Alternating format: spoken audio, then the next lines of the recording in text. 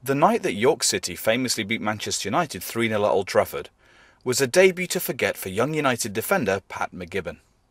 During City's 10th anniversary celebrations, I travelled across the water to Belfast in Northern Ireland to get the now experienced Glentoran defender's recollections of that night a decade ago and his feelings about the game 10 years on.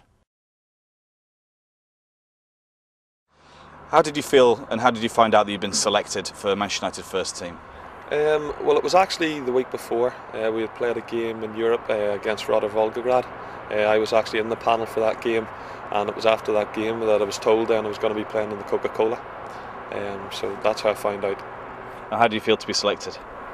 I mean, it was absolutely brilliant. I mean, at the end of the day, it was going to be my debut, and it was something I'd always dreamed about. So it was just great knowing that I was going to be playing at Old Trafford.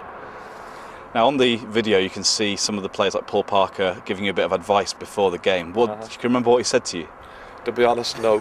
I mean, it was all a bit of a blur, but you know, you just got on with it once you get out on the pitch. So I'm sure they were just giving me little tidbits, but you know, I just wanted to get on with the game. So you went a goal down after 24 minutes. What are your memories of the goal? All I know is that it took a slight deflection. You know, it was about 25 yards out, but it took a slight deflection off. I think it was Gary Pallister, and Kevin Pilkington was trying his best to reach it, but it just got past him. So, as I say, that put us 1-0 down.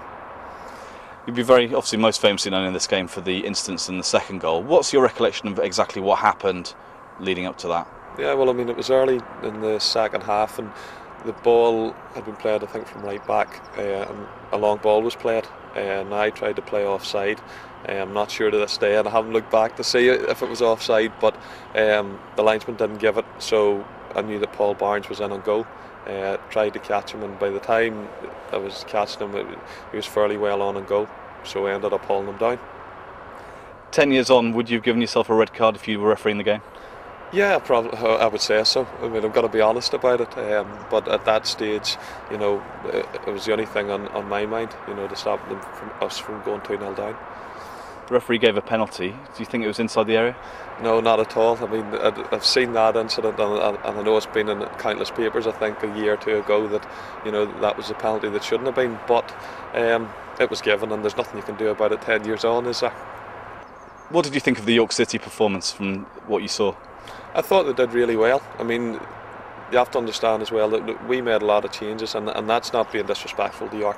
That's just telling the truth. I mean, there were a fair amount of youngsters in that side, but all, you know, like when you look at the performance that York had, you know, it was an outstanding performance. I thought Paul Barnes was really good, and I played him against him on countless occasions after that, and he was always a terrific player, to be honest. So the commentator on that evening, Rob Palmer, described your evening as being a nightmare. When you look back, do you think it was a nightmare? Yeah, probably. I mean, it was a nightmare debut. But one thing I would say is that it's made me actually a stronger person. You know, when you get over things like that, I mean, especially on your debut, it's very difficult. For a while, it was difficult to deal with, but I got my head down, and to be honest, things were going quite well again at Man U until I got injured and I was out for 5 months with my knee, and then that was the stage where I ended up going to Wigan after that, and you know, the rest history really. And what did Sir Alex Ferguson say to you? I won't tell you what he said at the time or after the game, but I mean, he called me in the next day. He just basically told me to keep my head up. He says these things happen in football, and I think the only thing was that after the game, you know, obviously absolutely demoralised, but we were just on the way home and decided to go in, and there was a McDonald's on the way back, so I jumped into McDonald's with my wife, well, my girlfriend at the time, and my dad. And as we got in there, David Beckham was in there at the same time, so the both of us just sloped over a McDonald's, but that was as good as it got that night. On any given day, sometimes things happen, so you just have to get on with it. Football's a funny game.